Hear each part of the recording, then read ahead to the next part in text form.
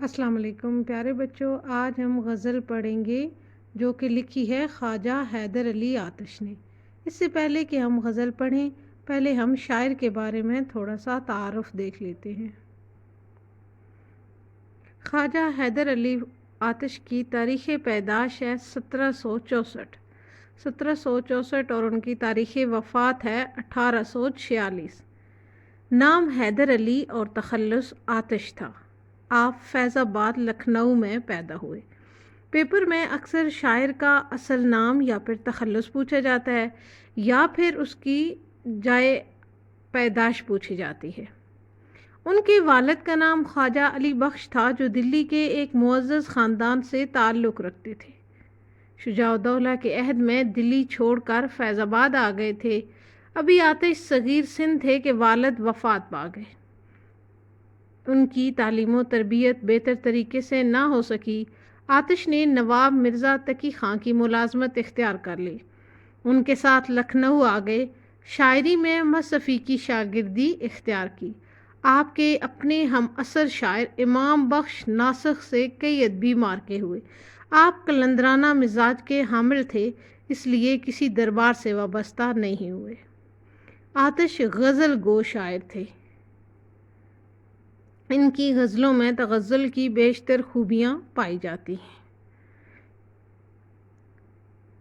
وہ بھی اپنے زمانے کے دیگر شعراء کی طرح شاعری کو شاعرانہ ثنائی، مرصع کاری اور الفاظ کی نگینہ کاری کہتے ہیں۔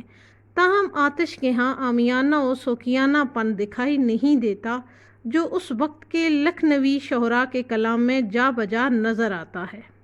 آتش کی تصانیف میں ان کا کلیات ہی اہم ہے، جس میں ان کا وہ سارا کلام شامل ہے جو مختلف اصناف سخن کی صورت میں موجود ہے۔ پیپر میں جو اس سے متعلقہ کوسچن آتا ہے، اس میں آتش کی تصانیف آپ سے پوچھی جا سکتی ہیں، یا پھر خواجہ حیدر علی آتش کی تاریخ پیدائش جو کہ 1764 ہے، یا پھر تاریخ وفات جو کہ 1846 ہے۔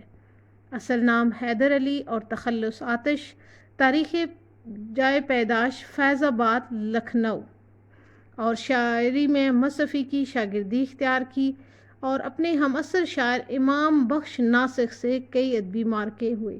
اور ایک اور اہم بات جو ان کے بارے میں ہے کہ آتش غزل گو شاعر تھے۔ آئیے اب غزل پڑھ لیتے ہیں اور پھر ان اشعار کی تشریح کر لیں گے۔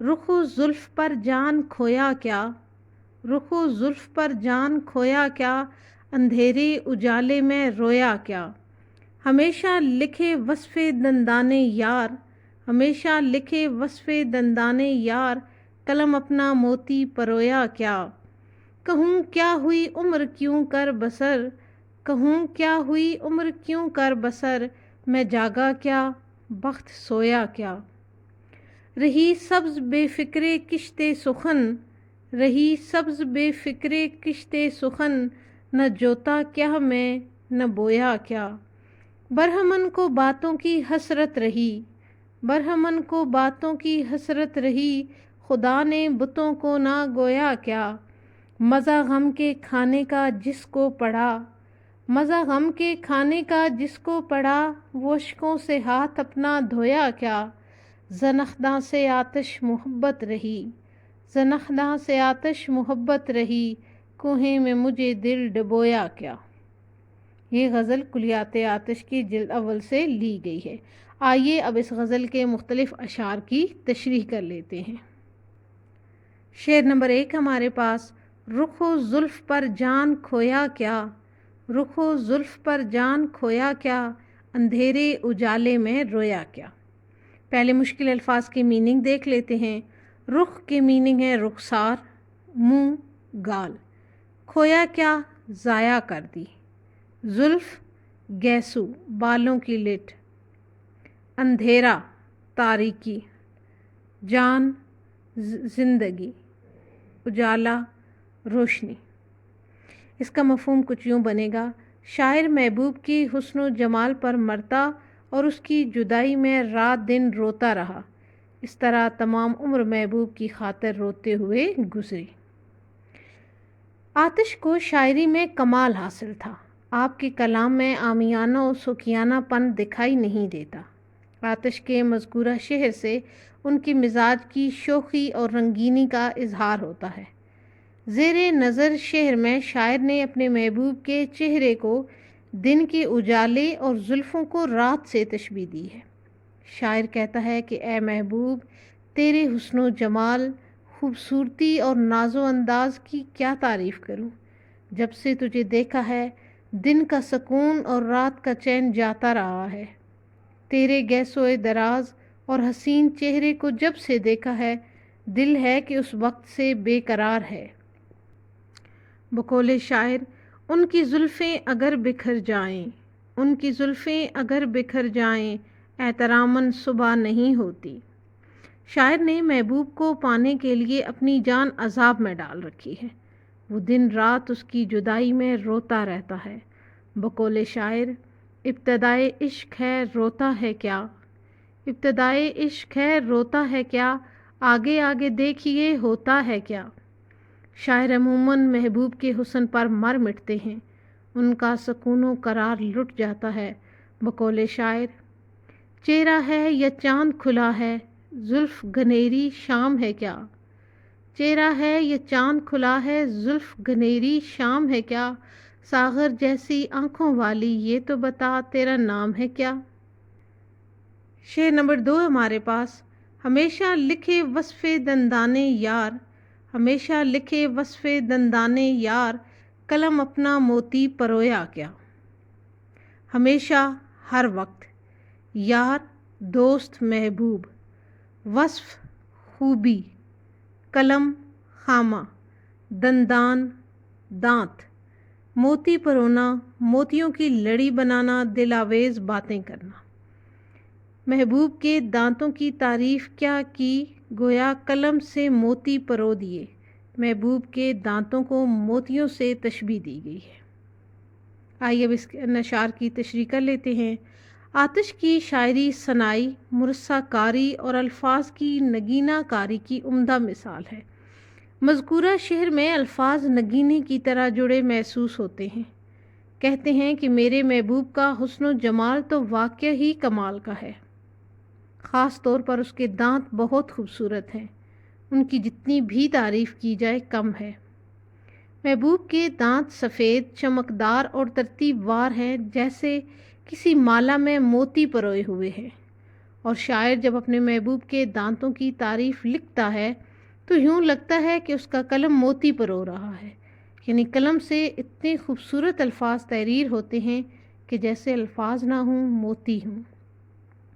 ایک شاعر محبوب کے دانتوں کی تعریف میں فرماتے ہیں، جب وہ دانتوں میں دباتے ہیں گلابی آنچل، جب وہ دانتوں میں دباتے ہیں گلابی آنچل، کتنے پرکیف نظاروں کو سزا ملتی ہے۔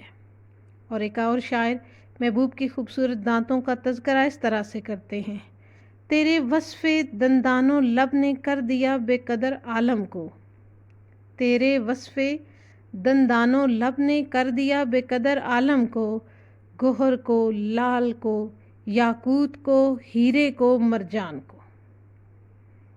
شعر نمبر 3 ہمارے پاس، کہوں کیا ہوئی عمر کیوں کر بسر، کہوں کیا ہوئی عمر کیوں کر بسر، میں جاگا کیا بخت سویا کیا۔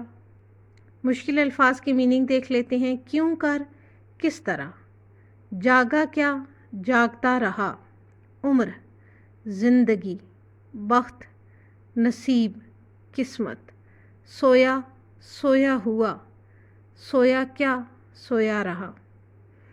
مفہوم یوں بن رہا ہے، کیا بتاؤں کہ میری زندگی کس طرح گزری، بس یوں سمجھیے کہ میں جاگتا رہا اور قسمت سوئی رہی۔ آتش کے اشعار میں سادگی و سلاست، نادر تشبیہات و استعارات، تغزل، رجائیت، آتش بیانی، رندانہ موضوعات اور ثناء بدائع کی خصوصیات ملتی ہیں۔ مذکورہ شعر میں شاعر اپنی بدنصیبی کا رونا روتے ہوئے کہتا ہے کہ اس کی زندگی مصائب و مشکلات میں گزری، اسے دنیا کے بکھیڑوں نے آ گھیرا اور سکون و قرار جاتا رہا، اسے کوئی خوشی نصیب نہ ہوئی، بس یوں سمجھیے کہ وہ خود تو جاگتا اور تڑپتا رہا، لیکن اس کی خوش نصیبی سوئی رہی۔ اسے محبوب ملا نہ پیسہ اور نہ خوشیاں ملیں، ہر چیز سے محروم رہا۔ اس شعر میں شاعر در حقیقت اپنی بد نصیبی پر روشنی ڈال رہا ہے کہ بد نصیبی نے میرے گھر کا رستہ کچھ اس طرح سے دیکھ لیا کہ عمر بھر بد نصیبی کی نحوست طاری رہی اور خوش نصیبی گویا میرے گھر کا راستہ بھول گئی۔ بقول شاعر، تقدیر بنانے والے تو نے کمی نہ کی، تقدیر بنانے والے تو نے کمی نہ کی، اب کس کو کیا ملا ہے مقدر کی بات ہے۔ اور ایک اور شاعر اپنی بد نصیبی کا تذکرہ یوں کرتے ہیں: نہ شاد رہے برباد رہے تقدیر ہی اپنی پھوٹ گئی، نہ شاد رہے برباد رہے تقدیر ہی اپنی پھوٹ گئی، جس شاخ پہ ہم نے ہاتھ رکھا وہ شاخ وہیں سے ٹوٹ گئی۔ شعر نمبر 4 دیکھ لیتے ہیں۔ رہی سبز بے فکر کشتے سخن، رہی سبز بے فکر کشتے سخن، نہ جوتا کیا میں نہ بویا کیا۔ مشکل الفاظ کی میننگ دیکھ لیتے ہیں۔ سبز ہری تر و تازہ، جوتا کیا یعنی بیل وغیرہ جوتے، بے فکر بے پرواہ آزاد، بویا کیا اس کی میننگ ہے بیج بونا، زمین تیار کرنا، کشت کے میننگ ہے کھیتی، اور سخن کے میننگ ہے بات، کلام یا شعر۔ اس شعر کا مفہوم کچھ یوں بنے گا: میری شاعری کی آزاد کھیتی ہمیشہ تر و تازہ رہی، حالانکہ اس میں نہ کچھ جوتا گیا اور نہ کچھ کاشت کیا گیا۔ شاعر خواجہ حیدر علی آتش کہتے ہیں کہ ان کی شاعری کی فصل بے فکر و آزاد اور ہمیشہ تر و تازہ رہی۔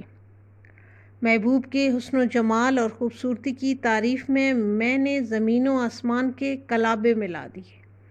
گویا ایسے ہی ہوا ہے جیسے کبھی کسان نہ تو ہل چلاتا ہے اور نہ بیج بوتا ہے، پھر بھی جھاڑیاں اور جڑی بوٹیاں خود بخود ہی اگاتی ہیں۔ اسی طرح ان کی شاعری بھی بلند پایا اور عظیم ہے۔